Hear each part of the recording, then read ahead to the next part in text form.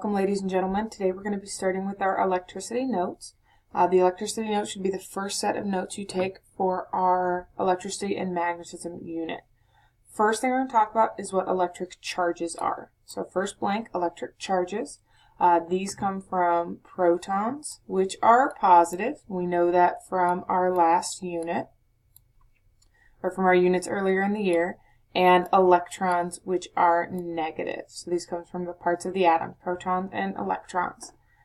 We can develop static electricity, which is the accumulation of excess electric charges on an object. So that buildup of protons or neutrons. You can see on the right-hand side in our pictures, we've got our protons and electrons, our positive and negative charges. Now, opposite charges will attract one another. So we have the proton and the electron, and they're pulling towards one another.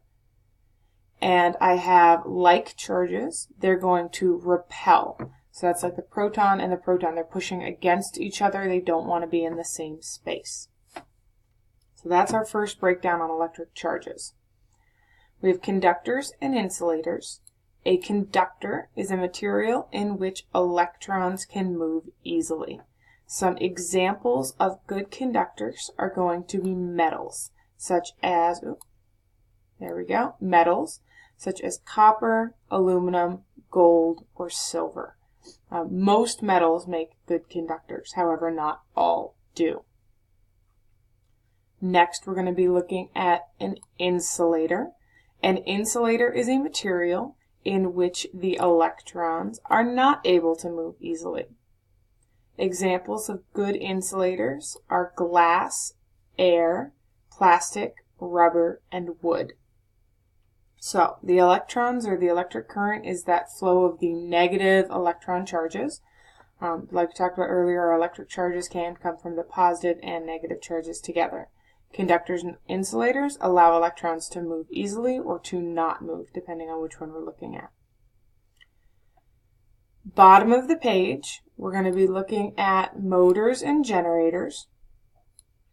A generator is a device that turns mechanical energy into electrical energy. Examples of generators are water turbines, windmills, hand crank flashlights, etc. Anything where you're taking that moving energy and you're turning it into electrical energy. A motor is a device that turns electrical energy into mechanical energy. So we're taking electricity and using all that energy we've harnessed from our generator and using it to convert into that mechanical or moving energy. So for example, in an electric car, we take the energy from the battery, we use it to turn the wheels.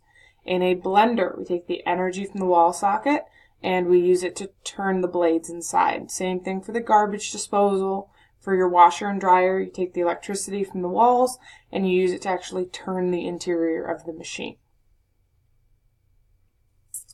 We're going to have you in a moment move to your next set of page, which is on circuits notes. We're going to complete both pages today. So this is our electricity notes. I want you to pause the video, take a second, go to your circuits notes. Now that we're looking at our circuits notes, we can start breaking down what it means to move electricity in a path. So a circuit is a complete path that electric current will follow. An electric current is the net movement of electric charges in a single direction through a wire or a conductor. We talked about in the last page conductors being things that can move electric charges. There are two types of currents we're going to be talking about, or two types of circuits, we're going to be talking about. First is a series circuit. The current only has one path to flow through. If we're going to draw our series circuit, there's some symbols we use to help demonstrate wires, bulbs, closed or open switches, or a battery. So we've made a key of those off to the right, and we're going to draw in our circuit here. So you can see we have our battery. We have wires connecting to the battery, which leads to the light bulb. And the light bulb is just going to be that little circle. So go ahead and draw in your series circuit. It's got that one path for electricity to flow. I could add more light bulbs along this circuit, and as long as they're along the same wire, it's a series circuit. Our other type of circuit we're going to be talking about is a parallel circuit. This contains two or more branches for the current to flow through. We're going to draw in our parallel circuit. It looks a lot like the first one, only instead of having the single branch where the light bulb's on the opposite side of the battery, you can see we've added in a second branch. So the electricity could flow up from the battery all the way to the left and down, or it can go up from the battery halfway through and then down through the next light bulb. That's our parallel circuit, two or more branches. Last thing we're going to talk about today is resistance. Resistance is the tendency for a material to resist or oppose, kind of like it's going to fight against the flow of electrons. By making wires thinner or longer, you can increase the resistance in them.